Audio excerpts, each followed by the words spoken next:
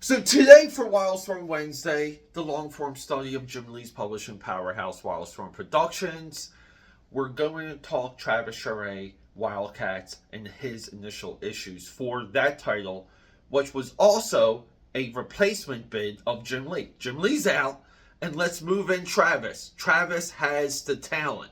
How well does it go? What do they do with the title? How does the title transform? All those questions are going to be answered. Let's go.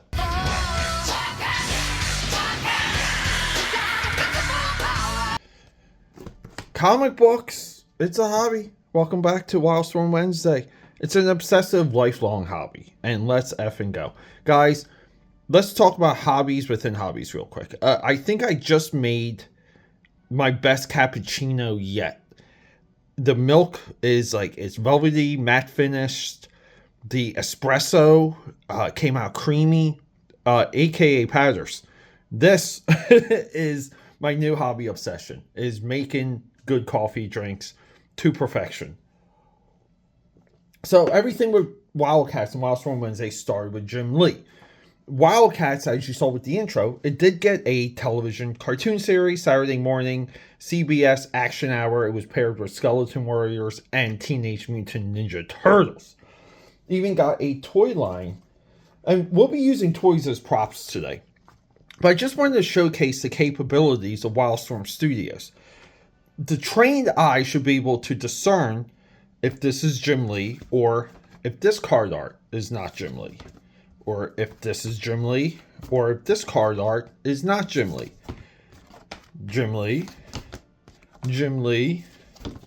We all know who drew Pike. Scott Clark, Jim Lee, and Jim Lee. Wildstorm Productions was a fully functioning production house. At one time, I said Chaos Comics. Chaos Comics was the preeminent independent publisher of the 90s. I really feel like I was wrong. The more I get into Wildstorm Productions, the more I realize it. I'd like to showcase the growth of the WildCATs franchise. Here's issue 1. Jacob Marlowe. This comes with some trading cards right here. There's 2 separate versions of these, type A, type B. The second one has Spartan's profile. Quickly to trade paperback, and if we get to issue 2, we have to get to issue 2. Here we go, issue 2. Jacob Marlowe. We have these Black Razor guys right here. And the Black Razors are run by Lynch. Lynch later runs Gen 13. Lynch is IO. IO is like the CIA of the Wildstorm universe. The Black Razors are the arm of the Black Razors are the arm of IO. They're in direct conflict with the WildCATs, but everyone's hunting Demonites. So what exactly is a Demonite? And you know what? I had an action figure here. We found them. The Demonites. So, in the birth of WildCATs, the Demonites possessed individuals. So, the Demonite would kind of go into a wispy form, and it would just kind of like possess Crypt here. And then Crypt would be, like, his soul would just get, like, pushed to the side. His memories, his brain. And then, like, the Demonite would just take possession and take over. Now, there's an evolution within the WildCATs lore that the Demonites, once they take you over, they also become a shapeshifter. So they're almost impossible to detect for our girl over here. I like it that we're using action figure props. I'm getting some use out of these. Voodoo. Voodoo, when she's near a Demonite possessor, and thank you, Crypt, our table mascot here, for participating in this demonstration. Voodoo can sense. She can sense a Demonite inside of Crypt, and she can exorcise it out, so the Demonite jumps out. And that's what they do with presidential VP Dan Quayle. That's one of the great hooks of the WildCATs 1 through 4. They're run by this guy, Hellspawn. Hellspawn gets defeated in this issue. Does he come back in WildCATs? Maybe, maybe not. So during this conflict, the two teams, the Black Razors and the WildCATs, this is them like getting to know about one another. Who are you? We're enemies. We're friends. Jacob Merlot has a history with everyone, including Lynch. And then we have this panel here. And this is why AKAPADers, this is why we focus so heavily on continuity. Because what you're about to see, like 2 years removed from this panel becomes a 2-issue story arc. But Jacob Merlot blasts this dude's kneecap, like right in half, right? Because he kind of fights dirty and holds a gun to his head. So, these 3 panels. This becomes a pivotal plot point coming up. Isn't that amazing? Because of continuity, a different writer can come in, he can take this, and he can make something out of it. Comic book continuity is built on top of itself. This is why when you buy like an issue 20, you're forced to track down an issue 2 to see everything that happened. That's month-to-month comic book storytelling. So along the way on this channel, we did WildCATs 1 through 4. We did Deathmate, the Deathmate tour. But Deathmate Black essentially was the first appearance. Here's the cover for it by the great Mark Silvestri. But Deathmate Black was the first appearance of Gen 13. People always forget that. Then we get into WildCATs Monthly. And this is what I consider probably Jim Lee's greatest drawing feat. This issue has multiple giant spread out panels. We did two separate highlights. We highlighted this issue.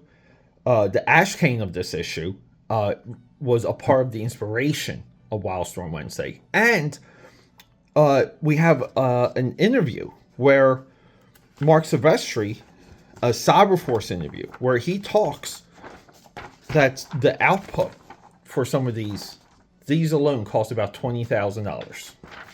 So all of that is on this channel. We have a WildCATs Wednesday playlist for that reason. So we do 5 that stems out of the 4-issue miniseries. This is like a layover issue, but it's also a prologue for Killer Instinct. We had a lot of fun with Killer Instinct on this channel. We did Killer Instinct for Top Cow Tuesday because it's a Top Cow crossover or a Homage Studios crossover at the time. We did 1 episode for them and 1 episode for Wildstorm Wednesday. So here's Killer Instinct 5-6. And then issue 8 is, this is one of my favorite issues. This is what I call the vacation layover issue. Where Grifter, kind of makes out with Zalot here. Makes out with her, but then he's got Scoot out and he just zips away with her fine behind. Look at that butt. And she is just a winner of discontent there. She's so disappointed. He left her with blue balls, guys. But he goes off with an adventure with Backlash at this time in a miniseries called Kindred. The villain of Kindred shows up in the 20s of WildCATs, by the way. So, to tease that. And then we just get like another straight up adventure where we see that Jacob Marlowe potentially is like a legacy character and his spirit, a lot of the past that he doesn't remember, it comes back to him, but we see that he's like been alive for like centuries. And he's like this, like almost like prophesized being, which is why he integrates with Void, who can dimension jump and travel through space and time. She's almost limitless, which is fantastic. And then around this time, here we go. WildCATs, the animated series. 9 issues in. 9 issues in. And boom, you're getting a cartoon series. And then here we have... So, to develop talent, Wildstorm did something ballsy. They did a lot of backup stories at this time to give their new talent room to stretch their legs, I'll say. What this does, though, because they were so heavy on it, we can see it is quite a few pages. But we do get some amazing artwork here, right? I love jump shots. Wildstorm broke form with their dedication to these backup stories. When you're a comic book publisher, the model should be you maximize your circulation and then you're able to sell ad space based on that circulation. I don't see that here. Everything here, like these pages, would better to be served for ads. And then if you cannot complete the pages, but we see we're like 25 pages in, right? We should have ads. We really should. Then we get the Chris Claremont Huntsman crossover. Now, we also did this on Top Cow Tuesday, because the Huntsman character, which is by Clearwater, Chris Claremont over here. Clearwater Mountain is his production company that we kind of, I'm looking for the logo. I don't know if I see it. Where's the logo? Anyway, but yeah, so the Huntsman also crosses over with Cyberforce. So we get Huntsman episodes for Top Cow Tuesday as well. Crossover here. Grifter comes back from his adventure with Backlash at issue 13. Then we get Image X over month that completely derails this nice momentum that WildCATs had. And Eric Larson just delivers a, it's a serviceable story. This is also a story that can exist with any other characters. And that's kind of what Eric Larson does well a lot of the time. He can write stories where things happen, but they're not exactly clear on the character, the lore, and the plots of the character. But, everybody wants a showdown of Spartan and Super Patriot. So, Image X over a month derails everything. Now, that wonderful backup story I was just showcasing was for Travis Charest. And this is essentially what we would call WildCATs Annual 1. We have Destiny here. She's the polar opposite. And you guys know I love the opposites. She's the opposite of Voight. And then two of them are like this. They're kind of like intertwined. And we get Coda. This is everything from the Zealot branch of the Wildstorm universe. But we get a nice story where we kind of learn a little bit more about the Demon Knight possessions. The lore of the Demon Knight possession is expanding to where the capabilities are growing more and more. They're more and more dangerous. We can see here we have a baby. Oh no, her name's not Destiny. I'm sorry, it's Providence. I always call her Destiny. But we get this like nicely drawn, like with some really nice panels here. I mean, I even like this last one. But Travis Charest showing up to the party. So, Travis, WildCATs is yours. The master of WildCATs, Jim Lee, right over here.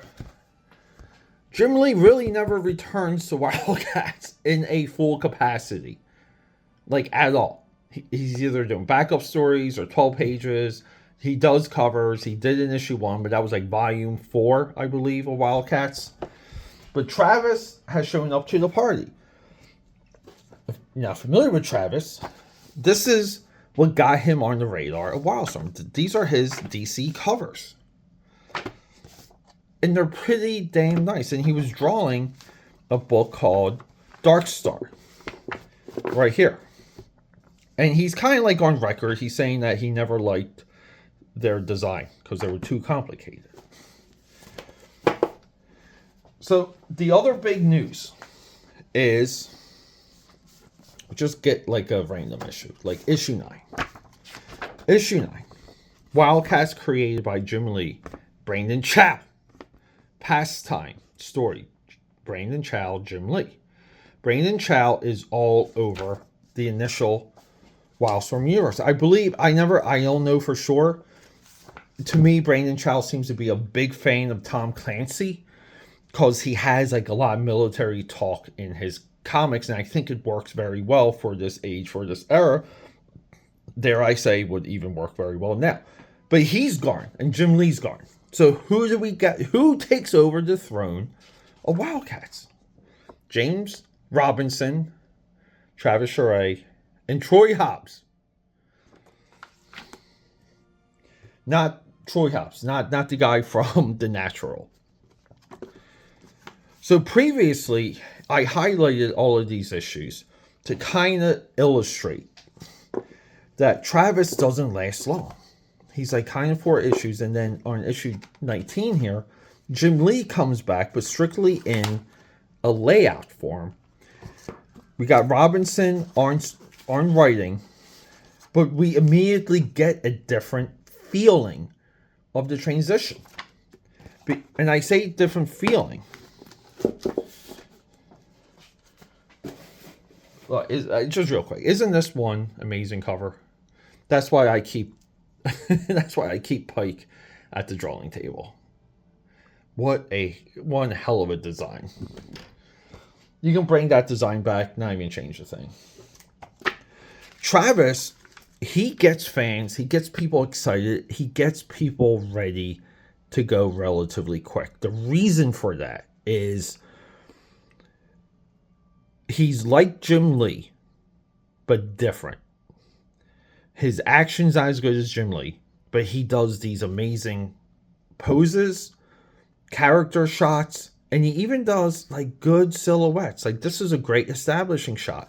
And you know we're in money because of the windows, right? Like we know that costs money, and we know that they're lakeside, right? So the WildCATs are having some R&R. We have Voodoo here playing with a, former stripper here playing with a toy. And there's some banter, and they go back and forth. And then boom, they get attacked out of nowhere. But like I said, like he draws like good poses, good vehicles. His action's not quite like Jim Lee. But Grifter jumps to protect Voodoo and the crew. And and Grifter takes out the Apache helicopter himself. And it's just like losers. Grifter moment. But Voodoo is torn up. So everything we have coming up here, we have to take Voodoo out. Because, right, we got the lesson with Voodoo. She can exorcise the demons. And the prologue, this is a good prologue. And I love that shot there. And we see we have Maul over here. That's going to pay off. And then here we get a economical page, which is the introduction of our new leader, our new guy for the Black Razors. And please forgive me, there's a Black Razor action figure. I guess I have to buy it at this point. I love the Black Razors, by the way. But we have this guy, and he's kind of like falling. And his narration is broken up. Very Marv from Sin City. Very Todd McFarlane Spawn. This type of narration is only criticized if Todd McFarlane does it, which is wild. Because I think it's amazingly effective. But we see this guy like kind of falling. We know he's falling because these are like weird jagged panels, right?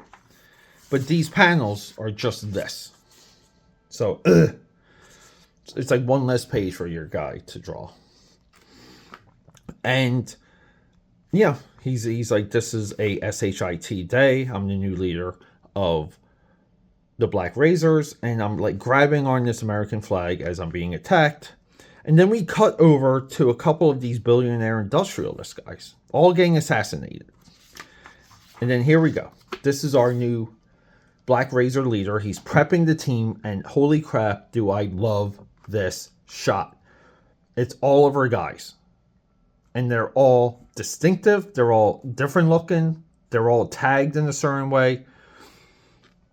And he's like, look, we all know if it's Demon Knight, we all know these things, but it's potentially linked to Jacob Marlowe. I don't like Jacob Marlowe.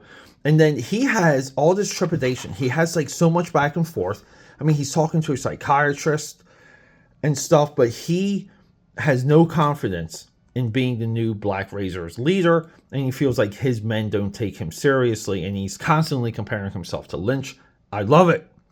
So they send out their spies to feel around. When their spies they get the info of who the next hit is. Who is the next billionaire? It could be Jacob Marlowe. Jacob Marlowe could be behind it. We don't really know, but we're suspicious of him. And then he eventually gets like taken out. But we get these moments of the team. Like this is just like character build. Page 11, build the characters. We see what these people are up to in regular life. Some of these guys just like hang out at a desk and smoke. Some of them have families. This guy is calling abroad to like bang her.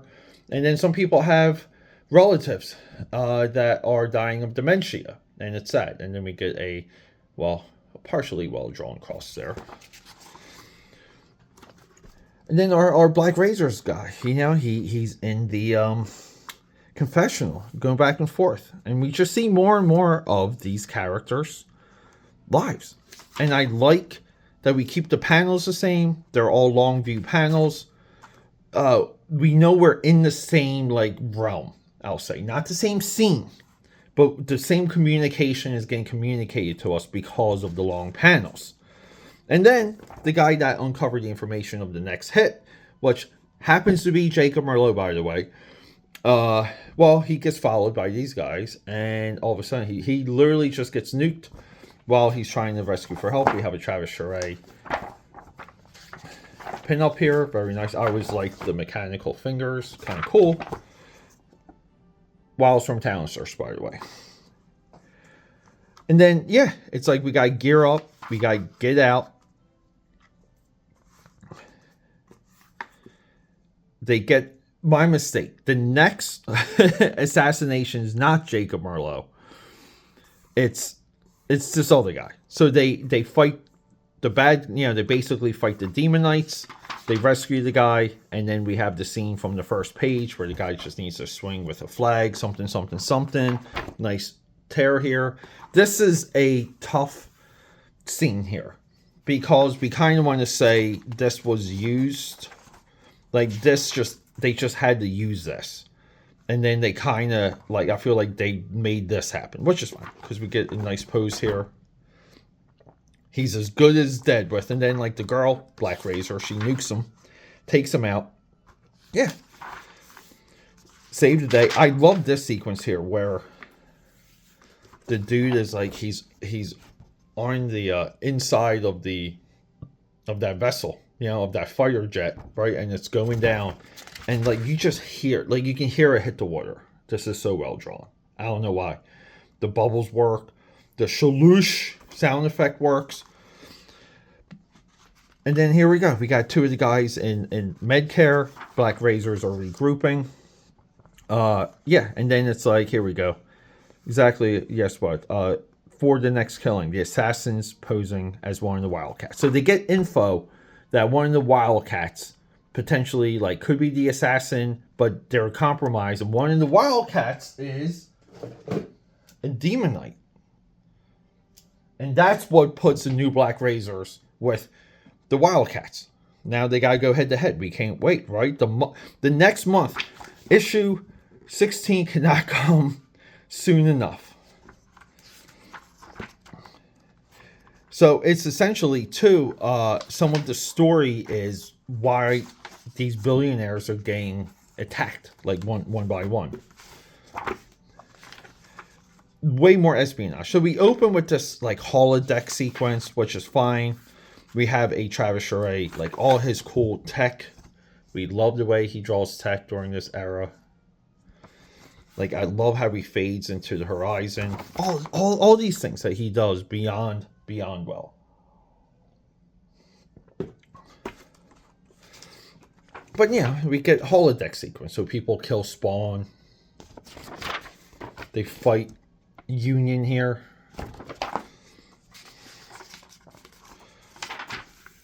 And then they kind of have this confessional where we go back. He's like, we have to go see this Jacob Merlot guy. And I want to kill him. I need to kill him. I need to kill him because back in issue 2, he blew out my knee. So it's this guy. This is the guy inside this suit of armor that came and went. It was always a cool thing that Jacob Merlot did, but now that one panel has consequences and is now a major character in the Wildstorm universe. And he's like, I'm going to have to show restraint. I'm going to have to do this thing. And then they get summoned. All the new Black Razors, like, they are all distinctly different looking. This is such high-level work here for a young dude, for Travis. Now, throughout this issue, we get things like, this is how he draws a vessel. everything is heavily shadowed and or silhouetted. Right, where we gotta save time. He does things like this where, right, like the tech here is supposed to be like coming through the tunnel. So he kind of, right, like indicates it, but doesn't finish it because of, you guessed it, time. He gathers a new team and just tells them, look, I'm on your side. I don't have all the confidence.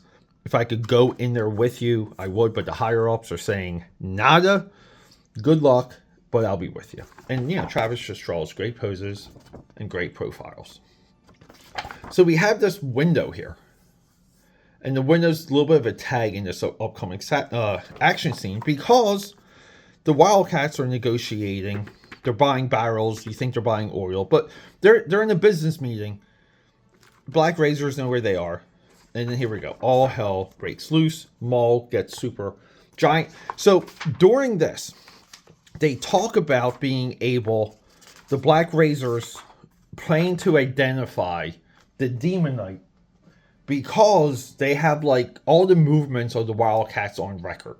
So if a Demon Knight's possessing and shapeshifting into one of the WildCATs, something about the movement and fighting style will be off. And their computers will recognize it. So we get a great fight scene here. See what I mean about the silhouettes for the ships. Maul just like destroys this guy. Just say silhouettes, ships. Silhouettes, ships, because we gotta save time. But I pointed out that window earlier because it is tagged here. I wish it was tagged a little bit better. And then it's tagged here. And this is like a good closing shot. Like we do that when we story tell. We got another pinup here by Travis Charest. Everyone fights. Oh wow, ads. Look how long it took for ads. Look how long it took. But everyone fights. And then Maul. And then they're like, oh. And then it's Maul is the mole. So a lot of people will criticize the turning of the the turn. But I'll say this. This works so well because everything's communicated from left to right. All right, they needed more real estate to tell what they told here. Do it. Why not? Who cares? This is also a reason why I hate the Omnibuy. Because if this was like Omnibuy, you might have to read it. It might be like this with the binding. It's insane. Whatever. So Grifter and the Black Razors clear the room. They talk a little. As they're fighting and clearing the room, and we have a stat panel here. Just repeat that. We kind of have a stat panel here. Travis is having trouble completing a full book. I've got a killer to take. Grifter. And then boom. He nukes Maul as they were coming down. Grifter thinks he's going for the guy. Grifter protects him. Get down. That's it. So we have our ending shot here. This is very well done. Well thought out. And they're like, hey, I want, thanks for the help. The Black Razor guy's like, look, Jacob, I just want you dead. I just want you dead. Can you please die? Jacob Marlowe's like, F you. We'll meet again. And then it's like, where the hell is the real one? That is not my problem. So we end this issue with Maul with the crowbar missing. We don't know where he went. So this is how a new writer comes on the book, introduces a new character, mines the history, given that it's only a 2-year history, gets a plot point to move forward, and builds absolute mystery. And we now have a new threat to where anyone in the Wildstorm universe can be one of these morphed Demon Knights. And people were so into it. They just wanted more of this. And they just never got it. That's the pain of getting to WildCATs issue 25. We'll experience it. So coming up, our next WildCATs episode, we'll have the final issues of Travis Charest then we'll do that Jim Lee layout issue, and then it's, so we got maybe like 3 videos before we even hit 25.